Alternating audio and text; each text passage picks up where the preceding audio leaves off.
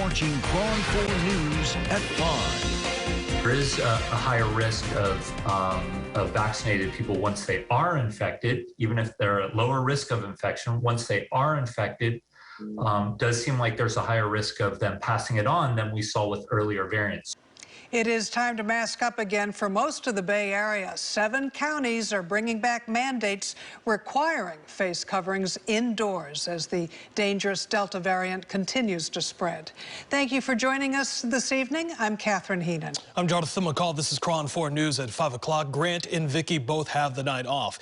Whether or not you are vaccinated fully or not, if you live in one of these 7 counties that you see right here, you will now have to wear a mask while indoors for the foreseeable future. That list including Alameda, Contra Costa, Marin, San Francisco, San Mateo, Santa Clara, and Sonoma counties.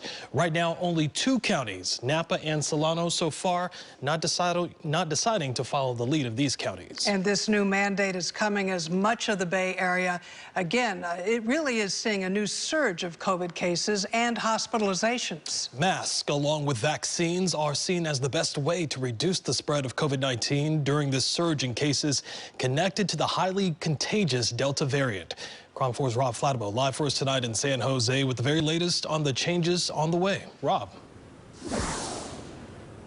Oh, that's right, Jonathan and Catherine. There are some subtle differences in the health orders from one jurisdiction to the other, but they all have basically one thing in common, and that is officials say you wear a mask pretty much anywhere indoors. Here's more.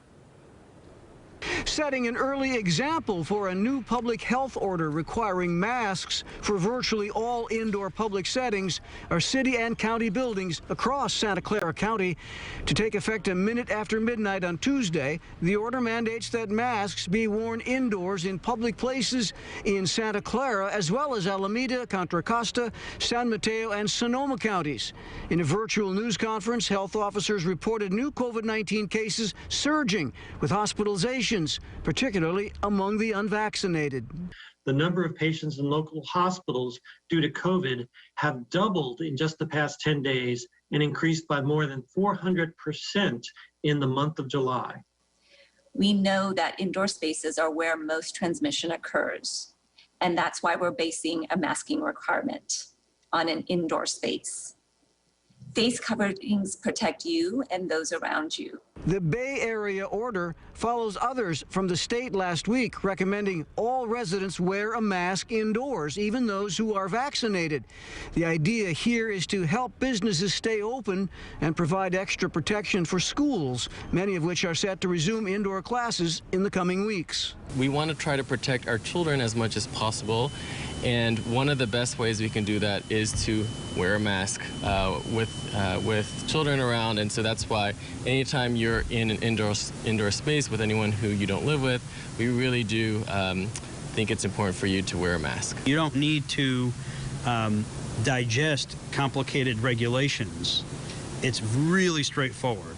If you can wear a mask while doing an activity indoors, you need to wear a mask indoors. It's that simple. You know, people who are in the hospital with COVID, they're really sick. They're gasping for air. They're struggling to breathe. If they're in the ICU, they're likely have a tube down their throat on a machine, breathing for them, fighting for their life. This is what...